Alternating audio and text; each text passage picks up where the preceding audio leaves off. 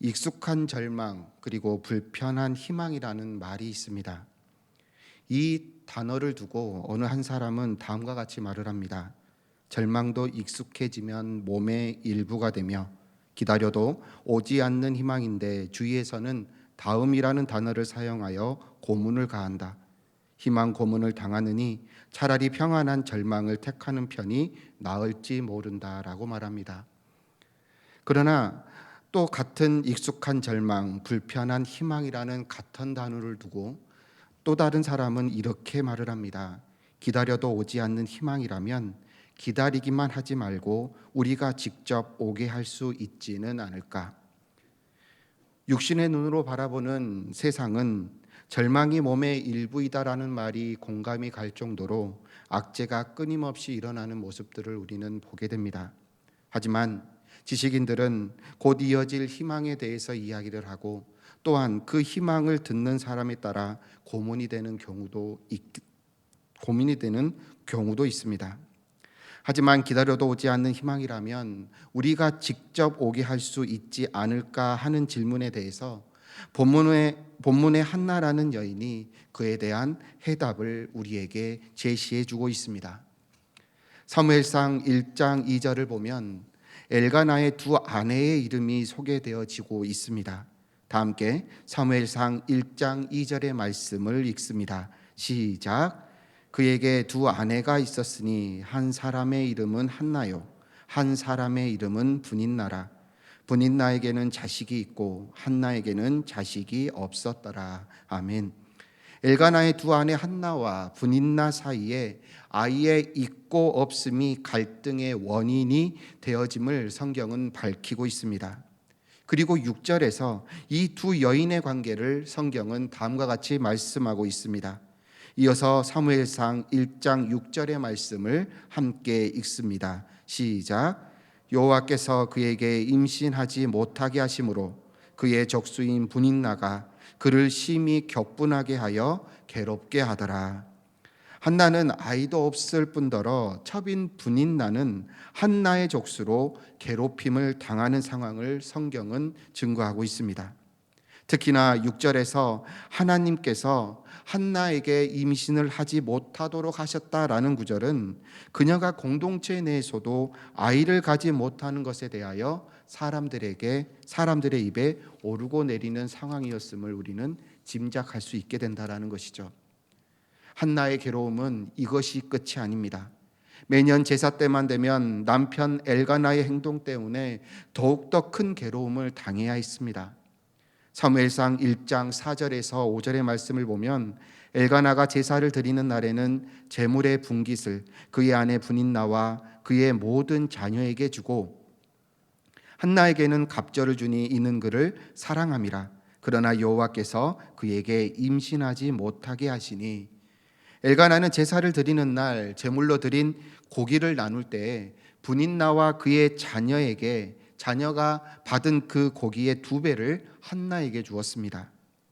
엘가나는 비록 첩을 두었지만 자신이 사랑하는 사람은 오직 한나이다라는 것을 행동을 통하여 증명한 것이죠. 그러나 엘가나의 이 사랑의 행동이 오히려 한나를 괴롭게 하는 결과를 만들고 맙니다. 사무엘상 1장 7절의 말씀에 매년 한나가 여호와의 집에 올라갈 때마다 남편이 그와 같이 하매 분인나가 그를 격분시키므로 그가 울고 먹지 아니하니 엘가나의 눈치 없는 행동은 제사 때마다 이어졌고 제사 때마다 분인나는 그를 격분시켰고 그리고 그 괴로움은 한나가 감당해야 했다라는 것이죠. 한나의 고통은 2절에서 그에게 두 아내가 있었으니에서부터 출발하게 됩니다. 한나가 아이를 낳지 못하자 첩을 구한 엘가나의 행동 때문에 이 모든 사단이 발생하고 만 것이죠. 하지만 한나뿐만 아니라 분인나 역시 그의 남편 엘가나로 인하여서 피해받은 여인입니다. 그녀가 비록 적수가 되어 한나를 괴롭게 했지만 그 괴롭힘의 원인이 남편에게 있기 때문이죠. 애시당초 엘가나가 분인나를 첩으로 두지 아니하였다면 생기지 않을 문제입니다. 그럼에도 첩으로 삼았다면, 아내로 삼았다면 같은 관심을 주고 같은 사랑을 주어야 하는데 엘가나는 한나에게만 자신의 사랑을 표현했다라는 것이죠. 제사 때마다 갑절을 주면서 사랑한다고 속삭이는데 그 모습을 보는 분인나의 속은 당연히 질투로 가득 찰 수밖에 없다라는 것이죠. 그리고 그 질투가 분노로 바뀌고 그 분노는 결국 한나로 향해졌다라는 것입니다. 분노로 가득한 분인나의 공격이 만족을 모르고 계속되어 한나를 괴롭혔다면 다음은 어떻게 될까요? 잠언 30장 33절에 노를 격동하면 다툼이 난다라고 말씀을 합니다. 상황적으로 본다면 한나와 분인나, 그리고 창세기의 레아와 라헬의 관계가 비슷하다는 것을 우리는 알 수 있게 되죠. 라헬은 야곱의 첫사랑이었습니다. 라헬을 얻기 위하여 그는 무려 14년 동안 봉사합니다. 그렇게 해서 라헬과 결혼했지만 라헬에게 아이가 없었습니다. 마치 한나처럼 말이죠.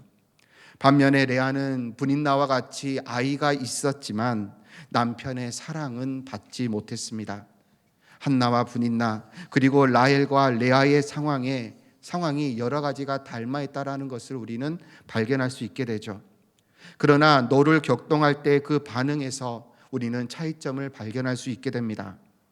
남편의 사랑을 받지 못한 분인나가 본문에서 가해자였다면 남편의 사랑을 받았으나 아이가 없었던 라헬이 가해자였습니다.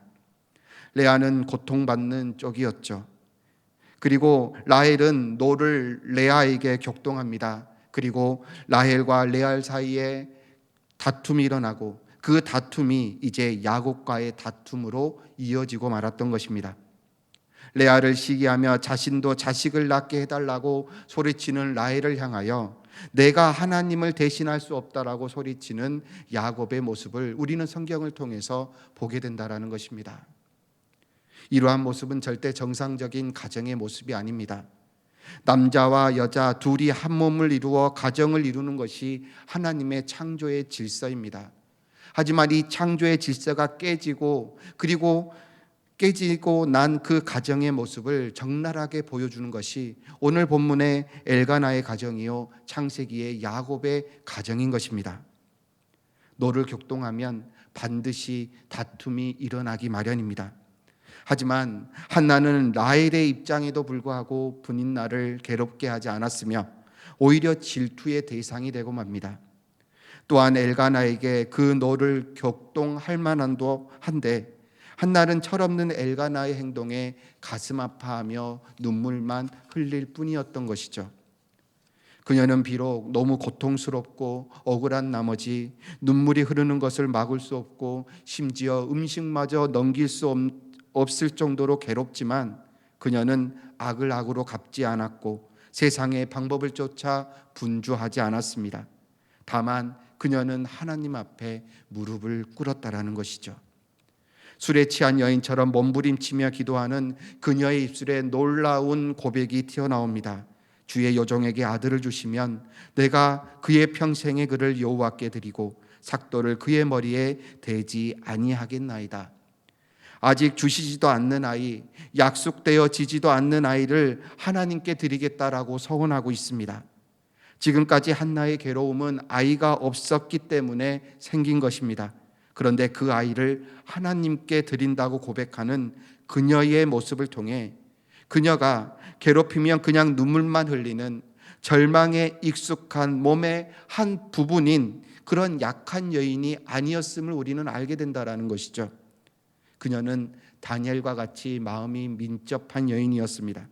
하나님의 마음을 헤아릴 수 있는 여인이었고 무엇보다도 자신이 가지고 있는 문제의 본질을 알고 있는 여인이었던 것입니다. 그녀가 가지고 있는 문제는 사람이 해결할 수 있는 문제가 아니었음을 그녀는 알고 있었습니다. 다툼으로 인하여서 자신이 가지고 있는 괴로움이 해소되지 않을 것을 알고 있는 지혜로운 여인이었던 것입니다. 그리고 진정으로 문제를 해결할 수 있는 곳, 자신의 괴로움을 쏟아내고 그 괴로움을 해소할 수 있는 곳을 찾는데 그곳이 바로 성전이었고 하나님 앞이었던 것입니다. 그녀는 간절함으로 하나님께 매달립니다. 자신의 괴로움을 쏟아놓습니다. 그 결과 그녀는 사무엘이라는 이스라엘의 킹메이커이자 위대한 사사이자 위대한 제사장의 어머니가 되었던 것입니다. 그뿐만 아니라 그녀는 세 아들과 두 딸을 하나님께 선물로 받았던 것입니다. 기다려도 오지 않는 그 희망을 오게 하였고, 또한 그 희망을 현실로 바꾼 한나, 그녀의 기도는 과연 어떠한 기도인지를 우리가 함께 살펴보며 절망이 한 몸의 일부분이다라고 여기는 이 세상 속에서 희망을 가지고 그 희망이 현실이 되는 기적의 주역이 되는 성도 여러분들 되어지시기를 소망합니다. 첫째로는 한나의 기도는 마음의 고통을 털어놓는 기도였습니다. 본문 10절의 말씀을 함께 읽습니다. 시작. 한나가 마음이 괴로워서 여호와께 기도하고 통곡하며. 괴로움은 누구나 가지고 있는, 그리고 누구나 경험하게 되는 것입니다. 영어 성경에서 오늘 본문에 마음이 괴롭다라는 표현을 극심한 고통이라는 단어를 사용합니다. 그리고 이와 동일한 단어는 욥기에서도 발견할 수 있으며 이사야, 예레미야에서도 동일하게 발견할 수 있었습니다. 그 극심한 고통은 한나만 겪은 것이 아니다라는 것이죠. 오늘 저와 여러분들, 우리가 주어진 삶 가운데서도 이와 동일한 고통이 찾아올 수 있습니다. 중요한 것은 이 지치고 고달픈 육신과 마음을 가지고 어디로 향해 나아가느냐라는 것이죠. 한나는 그 고통을 가지고 하나님께 나아갑니다. 애써 숨기려고 하지 않았고 애써 괜찮은 척도 하지 않습니다. 그녀는 아픈 대로 울고 또 울며 하나님 앞에서 자신의 극심한 고통을 그대로 쏟아냈다라는 것이죠. 갓난 아이가 울면 부모는 자신이 하고 있는 일을 제쳐두고 아이에게 달려갑니다. 즉 아이가 울면 부모가 움직인다라는 것이죠. 하던 일을 제쳐두고 우선적으로 아이의 필요가 무엇인지, 아이의 불편이 무엇인지를 알아본다라는 것입니다. 마찬가지로 우리의 통곡은 하나님을 움직입니다. 다윗은 시편을 통하여 자신을 위해 움직이시는 하나님을 대적 앞에서 선포합니다. 시편 6편 8절의 말씀을 함께 읽습니다. 시작. 악을 행하는 너희들아 나를 떠나라. 여호와께서 내 울음의 소리를 들으셨도다. 아멘. 다윗은 자신의 대적들에게 대하여 경고하고 있습니다. 내 울음소리를 주님께서 들으셨다. 곧 하나님께서 움직이실 것이다. 너희들 살아남고 싶다면 알아서 나에게서 떠나가라라고 선포하고 있는 것입니다. 저는 어릴 때 형이라는 존재가 많이 부러웠습니다. 우리 형이 와서 너희들 혼내줄 거야 라고 말하는 것이 너무나 부러웠는데요. 이렇게 누군가가 나의 아픔을 알고 그리고 자신을 위하여 움직여줄 수 있는 사람이 있다는 것은 큰 복일 것입니다. 그리고 오늘 우리는 나의 눈물을 보고 나의 신음소리를 들으시고 움직여주시는 분이 계시는데 바로 하나님이십니다. 이 세상의 모든 해답을 가지고 계시는 그분께서 나의 통곡에 귀 기울이시고 움직이신다라는 것입니다. 절망이 몸의 일부라는 말이 상식이 되어 세상 가운데 만연하다 할지라도 절망적 상황 가운데 통곡하며 주님을 찾는 우리의 기도는 하나님을 움직입니다. 우리 하나님은 모든 문제보다 크십니다. 그 하나님께서 절망의 상황을 바꾸시는 분이십니다. 절망 가운데 있다 할지라도 우리 가운데 희망을 꿈꾸게 하시고 소망을 가지게 하십니다.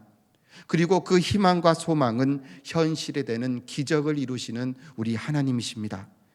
귀한 성도 여러분들, 우리가 그 하나님께 우리의 모든 문제와 괴로움을 쏟아놓는 하나님을 신뢰하는 신앙을 가지시기를 소망합니다. 그러므로 말미암아 주님께서 이루시는 기적의 주역이 되시는 성도 여러분들 되어지시기를 주님의 이름으로 축복합니다. 두 번째로 한나가 한 기도는 하나님과 마음을 나누는 기도였습니다. 본문에 등장하는 한나의 남편 엘가나나, 또한 분인나, 그리고 제사장이었던 엘리 그 누구도 한나의 괴로움에 대하여 공감하는 사람이 없습니다. 철없는 남편은 내가 이렇게 사랑하는데 도대체 무엇이 문제냐라면서 철없게 한나의 마음을 더 아프게 했습니다. 너무 마음이 아파 성전에서 기도하는데 영적 지도자라는 사람은 괴로움에 몸부림치고 있는 자신을 향하여 포도주를 끊으라라고 책망합니다. 지금 한나의 마음의 괴로움, 어디에도 풀 수 있는 곳이 없다라는 것이죠. 그러나 그 마음을 알아주시는 분이 바로 하나님이셨습니다. 사무엘상 1장 19절에서 여호와께서 그를 생각하신지라라고 말씀하십니다. 그녀의 고통을 아셨고 그녀의 눈물을 보셨고 그녀의 마음을 헤아리셨다라는 것이죠. 그리고 한나는 이제 거기서 한 발자국 더 나아가게 됩니다. 그녀는 자신의 마음을 토로한 것과 동시에 하나님의 마음을 공감하려고 했고 하나님의 마음을 수용하려는 태도를 보이고 있다라는 것입니다. 오늘 본문 11절의 말씀을 함께 읽습니다. 시작. 서원하여 이르되 만군의 여호와여 만일 주의 요정의 고통을 돌아보시고 나를 기억하사 주의 요정을 잊지 아니하시고 주의 요정에게 아들을 주시면 내가 그의 평생에 그를 여호와께 드리고 삭도를 그의 머리에 대지 아니하겠나이다. 아멘. 서원하여 이르되 만군의 여호와여 만일 주의 요정의 고통을 돌아보시고 나를 기억하사 나의 요정을 잊지 아니하시고 주의 요정에게 아들을 주시면, 여기까지는 하나님께 나의 마음을 들어주시기를 바라는 부분이죠. 즉 하나님께 아들을 구하는 부분인 것입니다. 그러나 한나는 이어서 이해할 수 없는 소원을 갑자기 하게 됩니다. 내가 그의 평생에 그의 여호와께 드리고 삭도를 그의 머리에 대지 아니하겠나이다. 하나님께서 주시면 나도 드리겠다라는 조건부의 기도 같으나 주다라고 쓰인 히브리어 원어 나탄이라는 단어가 한나에게도 쓰였고 동일하게 하나님께도 쓰였습니다. 이 말은 곧 하나님께서 한나에게 아들을 주시고 한나도 자신의 아들을 하나님께 드리겠다라는 것입니다.